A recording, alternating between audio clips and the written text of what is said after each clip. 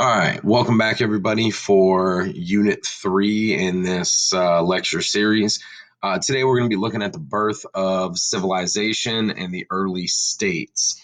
Now, when it comes to these first civilizations, there are a lot of common features that run throughout all of them.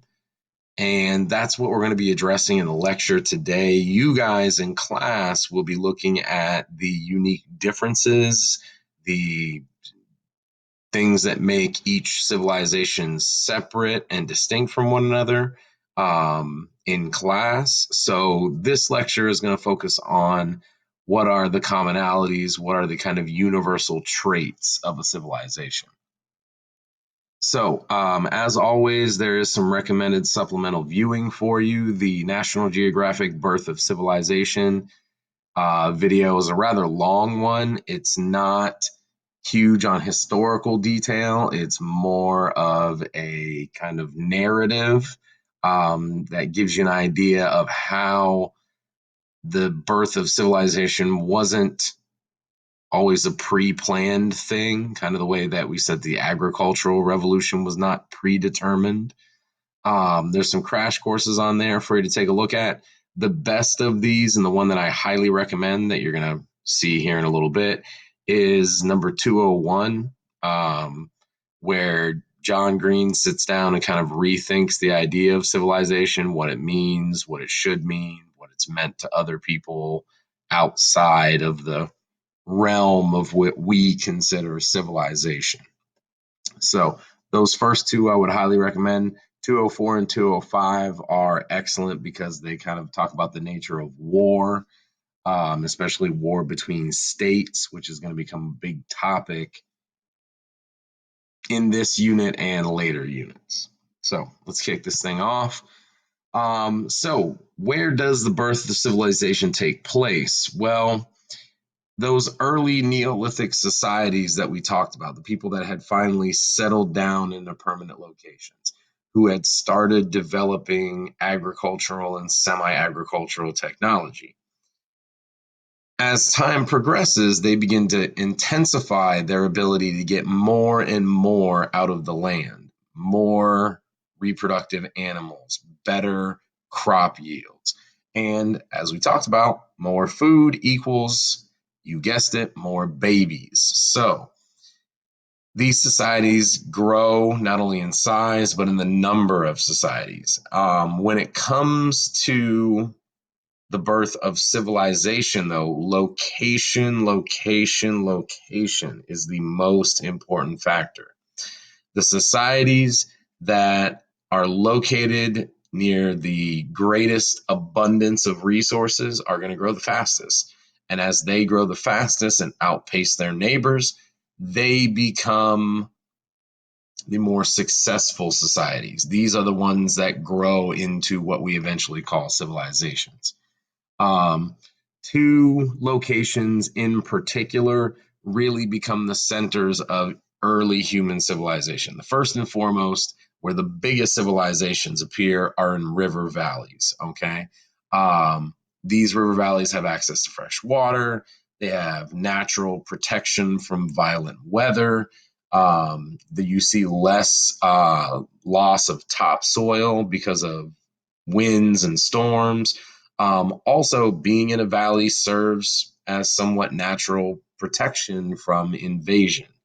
Another place where early civilizations pop up is in coastal regions because, as we all know, living in Florida, living near the coast means regular rainstorms, and this is vital to agriculture. Also, access to abundant sea life, shellfish, coastal fishing. Also, easier access to travel and trade because, again, you have access to the ocean. So, the birth, quote unquote, of civilization takes place around 3500 BCE. The first, what we truly label as a civilization, appears in the Tigris and the Euphrates River Valley in Mesopotamia, right? This is what we know as Sumerian culture. The Sumerians were a collection of city states centered around a capital or a centralized city known as Ur. Quickly following behind them, well, not quickly, we are talking hundreds, if not thousands of years here. They are followed shortly after by the Nile River Valley, the Indus River Valley, several dozen other locations. Now, this is where we get to the guts of this unit, right? What exactly is a civilization? This is a pretty hard term to define, and it is constantly being redefined by people who do this for a living. Again, I really highly recommend that you watch Crash Course 201 for a really good perspective on this, because what we label as civilization is not always apply strictly across the board. There's a few general characteristics that we look at or we look for before we label a group of people or a society as quote unquote a civilization. But in some cases, not all of them are required in order to meet the standard. In fact, there are some groups that we call civilizations that don't meet all these standards. And then there are other groups that meet all or almost all of these standards, but yet we don't call them a civilization. So, in general, what are the elements of a civilization? First and foremost, agriculture and domestication. You don't get a civilization without these two things. Second, we look for specialized labor, right? Are there artisans? Are there people who are employed in industries or offices outside of farming? Three, we look for social stratification, right? Is there a class structure? Are there roles defined by people's wealth or their status, or in some cases, their gender? Fourth thing that we look for are cities. Cities are the outgrowth of all of these different spice themes that are going on in the early and late Neolithic era. They are the centers of human activity. This is where the political and the cultural and the social and the economic takes place.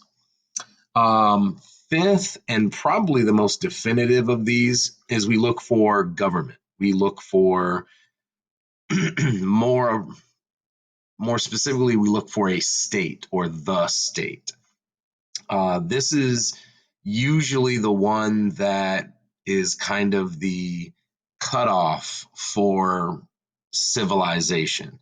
In some cases, if you have a well-defined government or a well-defined state, we will tend to label those as civilizations, whereas you can have other societies who have all of these other requirements, but are lacking in a unified state with clear boundaries and clear borders and things like that. And therefore, we don't label them, quote unquote, as a civilization. Some other things that we look for: written language or forms of record keeping, and religion. Religion is a key to civilization. We'll talk about how it's a big unifying force.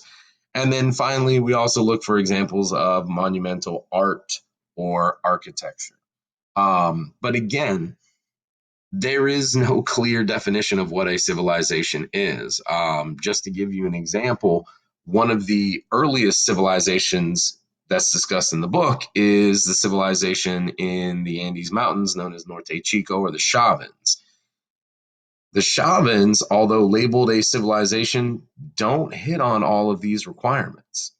They have no written language. They have no clear, definitive state. There is very little for them in terms of monumental art or architecture. However, we label them as a civilization.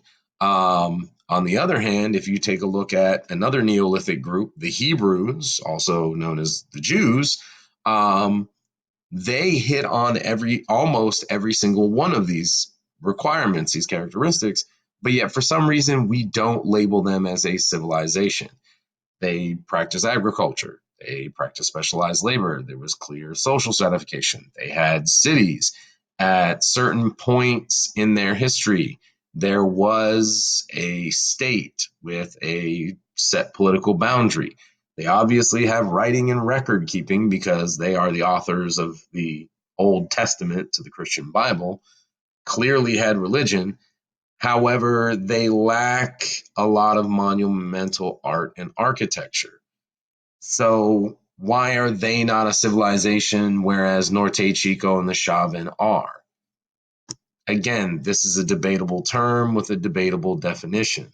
Um, More than likely, it's because of relativity.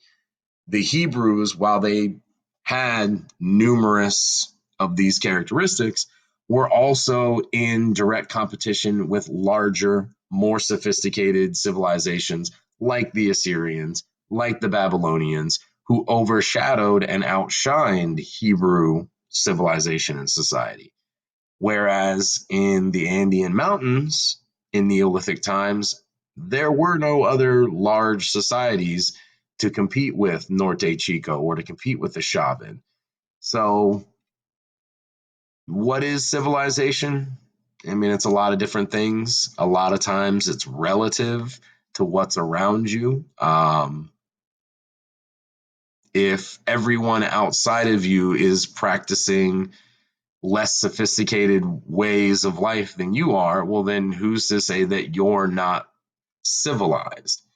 You may not be practicing each of these attributes as sophisticated as someone else on the planet, but if you are the standard bearer in your region of the world, well, then you kind of are the civilized people.